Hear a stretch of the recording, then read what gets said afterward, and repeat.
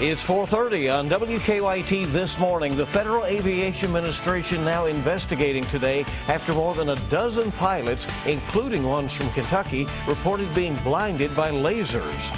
A Jessamine County paramedic is set to be laid to rest in what ends a bad week for first responders. And a Louisville man says he needs help after losing hundreds of family treasures in Madison County.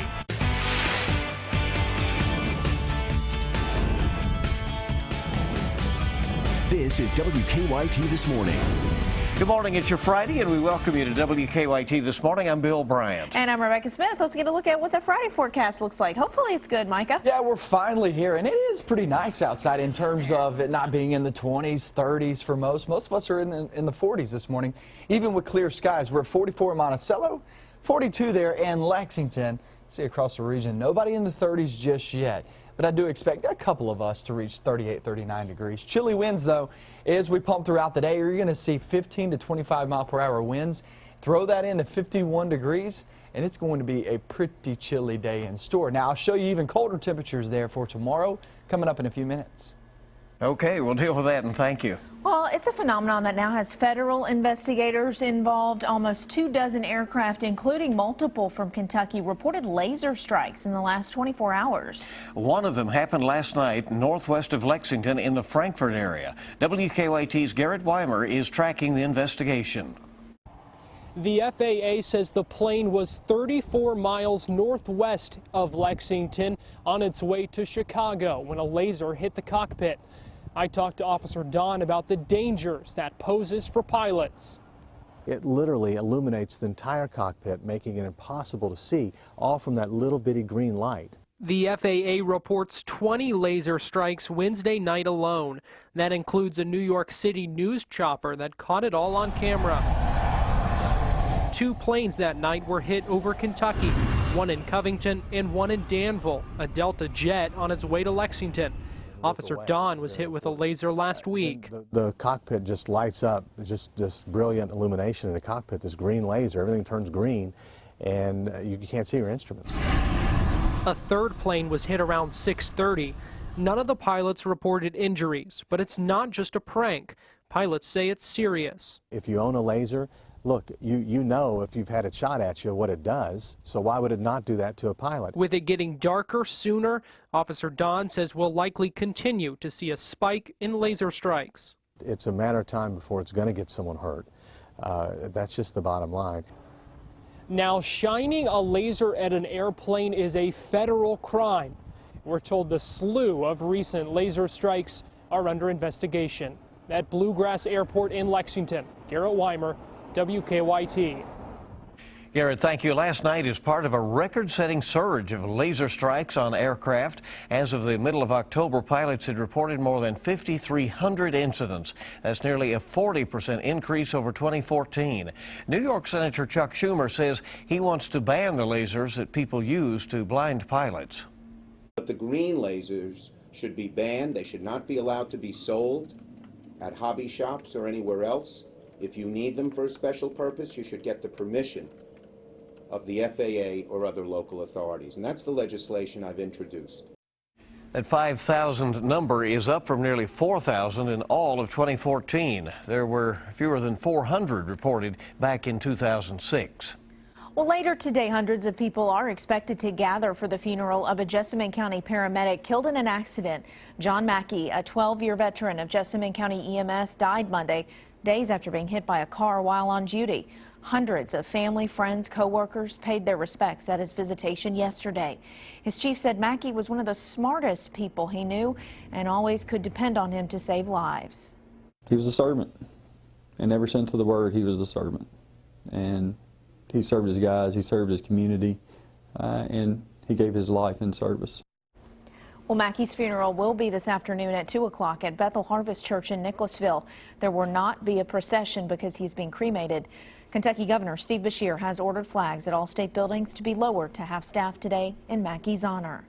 We're coming up on 4:35 on WKYT this morning. The Pentagon says it launched an airstrike against one of the Islamic State's most notorious members. The target, Jihadi John, the man frequently seen in hooded hostage videos carrying out violent beheadings. It was not immediately clear whether the strike was successful, but a senior U.S. official said authorities are confident that the strike killed him. Well, sheriff's deputies in Laurel County have arrested a baby's mother and babysitter after they say they found marijuana and a glass pipe in the child's crib. The Laurel County Sheriff's Office charged 20-year-old Autumn Martin and 43-year-old Aaron Byers with child endangerment and drug offenses. WKYT's Monique Blair spoke to neighbors about what police say they found. On Wednesday night around 5:15, the Corbin Manor apartment managers were doing their monthly apartment checks and spraying for bugs when they smelled what they thought was marijuana coming from one of the units. She discussed a smell, a faint aroma, I guess, and she was pretty upset about it. The Laurel County Sheriff's Department then responded. There are police everywhere.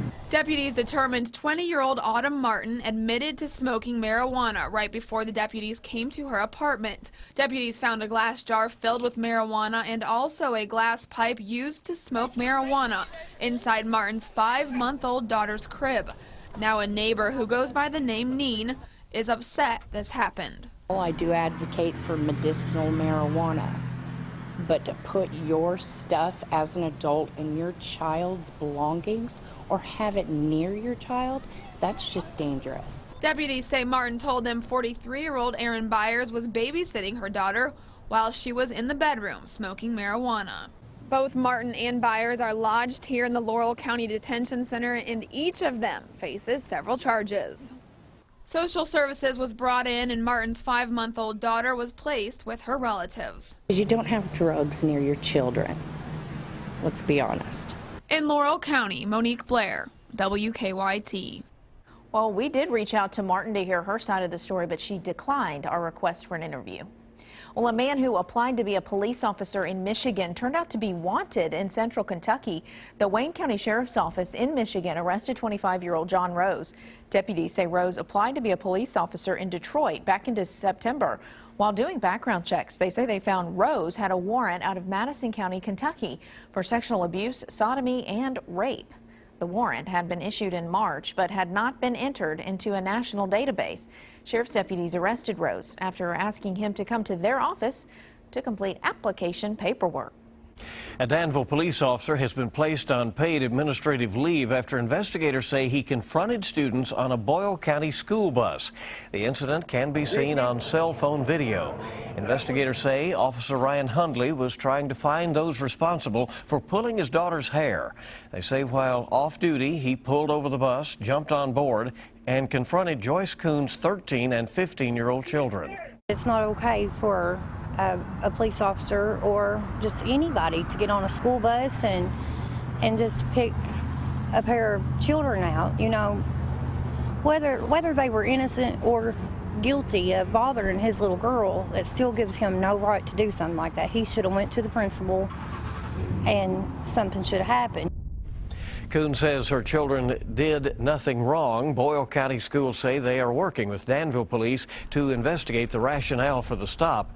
Danville police say Officer Hundley reported the incident himself. He is on leave pending the outcome of the investigation. You can see the entire video of that incident, by the way, on WKYT.com. A Louisville man is asking for help finding some family treasures he fears could be lost forever. William Flights says hundreds of his childhood photos were kept in his mother's storage locker in Richmond, but she fell behind on the rent without telling anyone else in the family. Flights says the locker was later auctioned, but the storage company wouldn't tell him who bought it. He just says he wants the pictures. I'm willing to pay, up to so much or up to the month of the storage price for the pictures. The employees at the storage company say that they gave renters who owe money 75 days to make payments before they hold an auction. Well, it is 4:39. It's good to have you along. Friday morning, the weekend is almost here now, and WKYT This Morning is just getting started. Should stay-at-home fathers be judged? Probably not. We'll hear from a dad who says reverse sexism exists. That story after the break. And we're looking out and about seeing those cool temperatures. We're going to be in toward the afternoon, and cold air seeps on in and even some gusty winds. Have all that coming up next.